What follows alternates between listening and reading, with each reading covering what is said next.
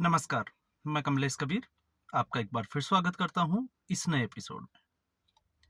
आज के इस एपिसोड में हम बात करने वाले हैं उत्तर प्रदेश के विधानसभा के उपचुनावों की।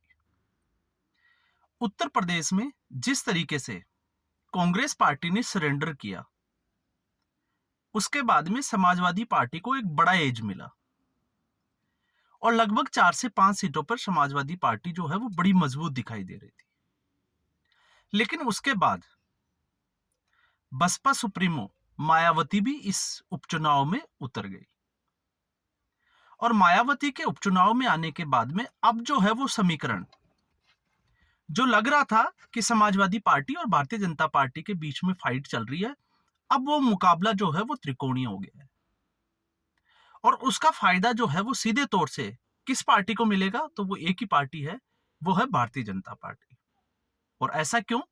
अगर हम उसको समझें तो आपने देखा होगा 2014 के लोकसभा चुनाव की अगर हम बात करें तो जिस वक्त देश में मोदी की लहर चल रही थी, उस वक्त उत्तर प्रदेश में 13 विधानसभा सीटों के ऊपर उपचुनाव हुए थे,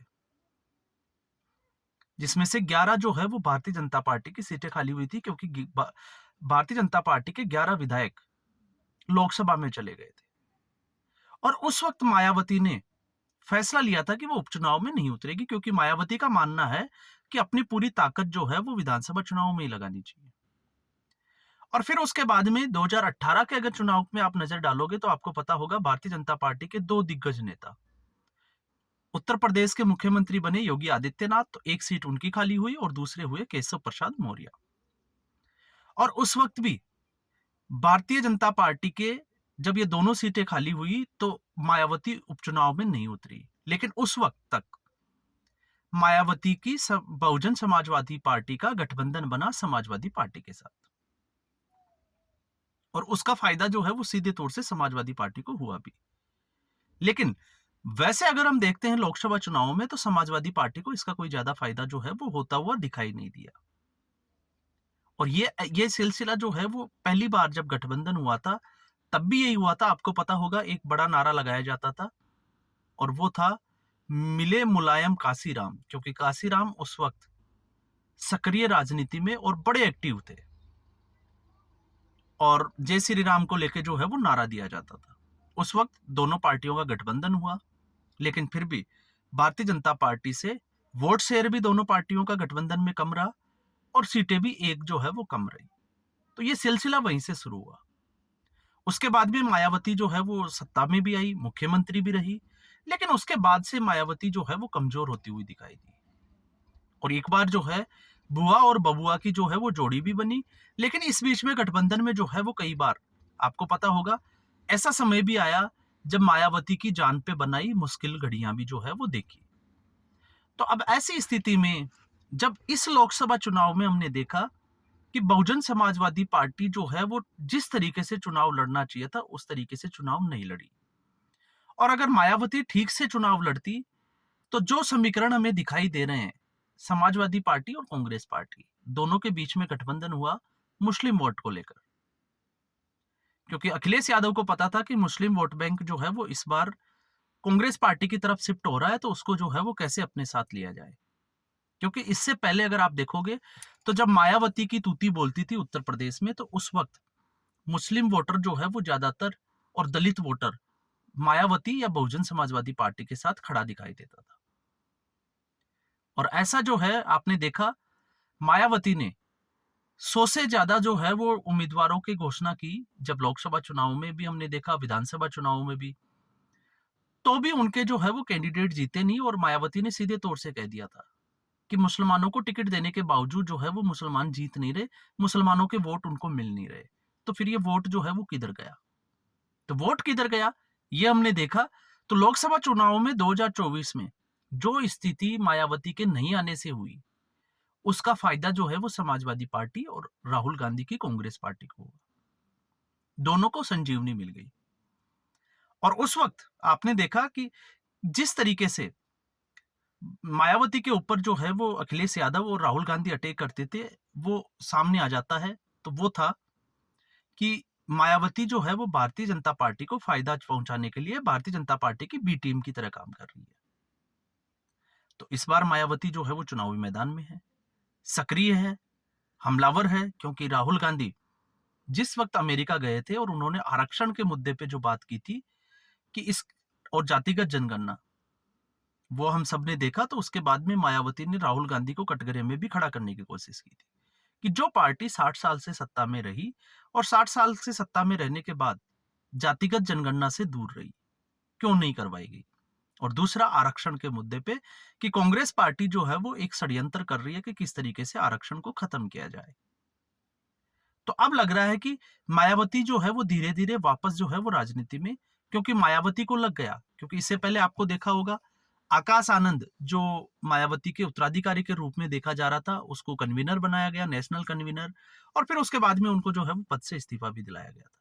लेकिन इस बार परिस्थितियां अलग है, और परिस्थितियां अलग इसलिए है क्योंकि मायावती के ही आप देखो कि चुपचाप बैठने की वजह से और सक्रिय राजनीति में नहीं रहने की वजह से चंद्रशेखर रावण जैसे जो है वो दलितों के नए मसीहा बनकर उभर रहे हैं। उनको मौका मिल रहा है मुस्लिम वोट को, जो दलित वोट बसपा का था वो किसी दूसरी पार्टी पर जाने के बजाय इन लोगों के पास में रहे। तो ये मौके की तलाश थी, और दलित वोट और मुस्लिम वोट जो है वो बटा भी। और वैसे अगर आप स्थिति देखो तो समाजवादी पार्टी, यादव और दलित आपस में कभी जो है वो जिसको एक साथ बैठे ही नहीं, संघर्ष का दौर चलता रहा। तो फिर भारतीय जनता पार्टी के बजाय इन लोगों को फायदा कैसे पहुंचा, इन दोनों पार्टियों को, ये जो है वो बड़ी एक सोचने वाली बात है। तो इसमें साफ तौर से समझ में आ रहा है कि मुस्लिम वोटर जो है वो उसी के साथ जाएगा जो भारतीय जनता पार्टी को हराने का मादा रखता हो। तो अगर हम ये कहें कि सारी योजनाएं जो है वो आपने देखा होगा टीवी डिबेट्स वगैरह पे मौलानाओं को भी, कि उनको भी जो है वो इन योजनाओं का फायदा मिला है। प्रधानमंत्री आवास तो वो मुसलमानों को भी मिला है, शौचालय भी मिला है और भी योजनाएं। लेकिन फिर भी जो है वो मुस्लिम वोट नहीं देगा भारतीय जनता पार्टी को। क्यों नहीं देगा?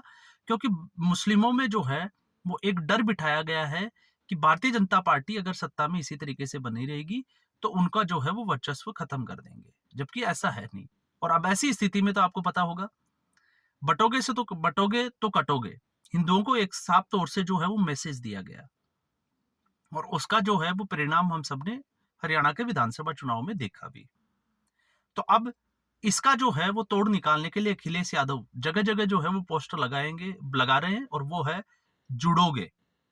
तो बटोगे के बजाय उन्होंने जोड़ने का जो है वो एक मैसेज दिया है। तो वो सीधे तौर से उनकी जो पीडीए की जो विचारधारा है, जो उनको लगता है कि चाहे आंशिक ही सही लेकिन एक सफलता थी, तो उसके लिए ये बात जो है वो लगातार अब बोली जा रही है। तो मायावती के आने के बाद में अगर दलित वोटर और मुस्लिम वोटर जो मायावती के हाथ से निकलकर समाजवादी पार्टी और कांग्रेस पार्टी की तरफ गया था, तो अब उसके पूरे चांसेस है कि वो वापस जो है वो बहुजन समाजवादी पार्टी के साथ चले जाए। और अगर ऐसा होता है और इसमें अगर मायावती कामयाब हो जाती है, तो ये जो है वो बड़ा धक्का लगेगा इंडिया गठबंधन को, क्योंकि मायावती जो है वो उस गठबंधन का हिस्सा भी नहीं है। और इसका सीधे तौर से जो है वो फायदा दे मिलेगा भारतीय जनता पार्टी को। तो समीकरण जो है वो सामने है, जो परिस्थितियां हैं वो भी दोनों पार्टियों की जो है वो सामने है। तो ऐसी स्थिति में जो लोग ये आकलन कर रहे हैं कि इसमें जो है वो नेक टू नेक फाइट है, जहां पे भारतीय जनता पार्टी मजबूत है, वहां 9 में से कुछ सीटें तो वो भारतीय जनता पार्टी जीतेगी, और जहां पर अखिलेश यादव की समाजवादी पार्टी मजबूत है वहां पे समाजवादी पार्टी जीतेगी। तो ये आकलन जो है वो गलत साबित हो सकता है, क्योंकि मायावती के आने से समीकरण बदलेंगे। और अगर ऐसा होता है, अखिलेश यादव का वोट बैंक जो है वो टूटकर वापस जो है वो अगर मायावती को शिफ्ट होता है, तो फिर उन सीटों के ऊपर भी पूरी उम्मीद है कि भारतीय जनता पार्टी जो है वो मजबूती के साथ चुनाव लड़े और भारतीय जनता पार्टी को जीत भी हासिल हो जाए। और एक और जिसमें अगर ऐसा होता है तो आने वाले समय में एक सीधे तौर से मैसेज जाएगा, क्योंकि मायावती का भी अब जो है वो वर्चस्व बचाने की लड़ाई चल रही है। 2027 में विधानसभा के चुनाव होने वाले हैं, और उससे पहले मायावती अगर यहाँ से कुछ अच्छा वोट परसेंट जो है वो हासिल करती है, तो फिर एक 2027 के लिए जो है वो बहुजन समाजवादी पार्टी को ये बूस्टर मिलेगा। तो मायावती भी जो है वो कोई कसर छोड़ने वाली नहीं है। तो ये स्थिति जो है वो उत्तर प्रदेश के विधानसभा चुनाव की इस वक्त बनी हुई है। तो आज के एपिसोड में बस इतना ही। उम्मीद करूंगा वीडियो एपिसोड आपको पसंद आया होगा। वीडियो को लाइक करें, शेयर करें, चैनल जरूर सब्सक्राइब करें, और एक बार फिर आप सभी को जो है वो दिवाली की बहुत बहुत शुभकामनाएं।